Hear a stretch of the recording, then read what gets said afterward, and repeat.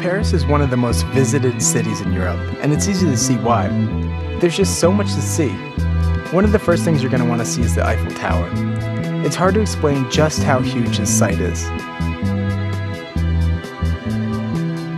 I recommend taking the elevator up for a magnificent view of the city.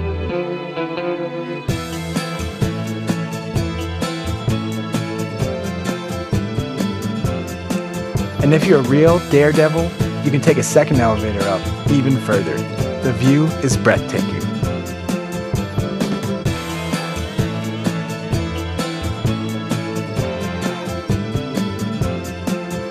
Stick around until night to see the towers light up. For the first 5 minutes of every hour, the tower does an awesome light show, so be sure not to miss that.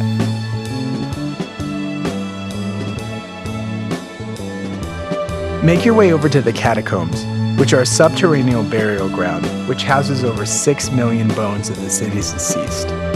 As the city of Paris grew, they ran out of room to bury its residents and built these underground graveyards.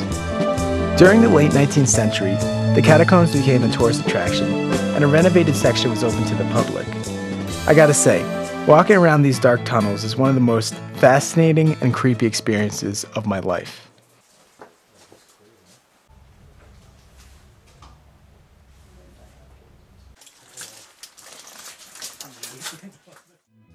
Stop by Notre Dame and see this amazingly detailed church. I recommend taking a trip up the tower to get a great view of Paris.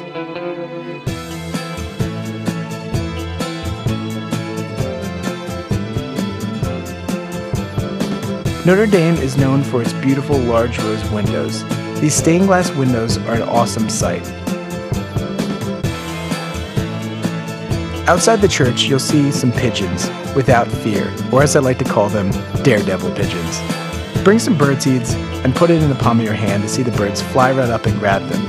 This is also fun if your friends are deathly afraid of pigeons. Sorry, Joe.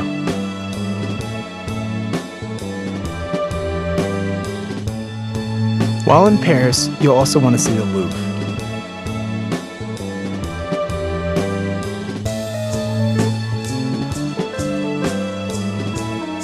The museum is huge, so if you plan on seeing the whole thing, get there early.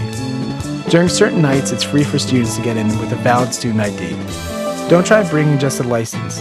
They'll need a student ID as well to give you the discount.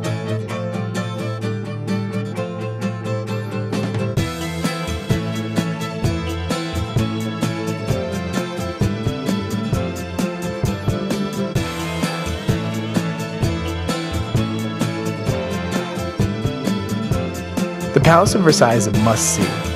You'll have to take a local train to get there, but it's worth it.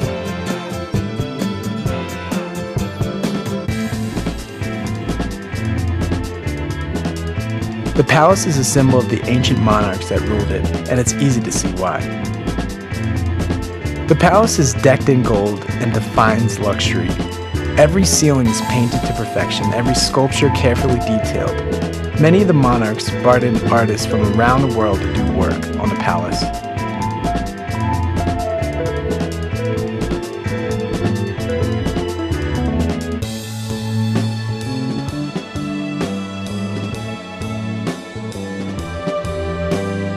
Make sure you make your way out to the gardens to see a breathtaking view of the palace's backyard, which looks like a neater groomed central park. I can only imagine the cost to maintain it.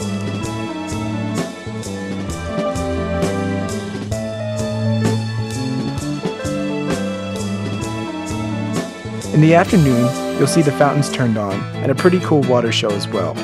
Walk through Versailles and imagine what it's like to be the king.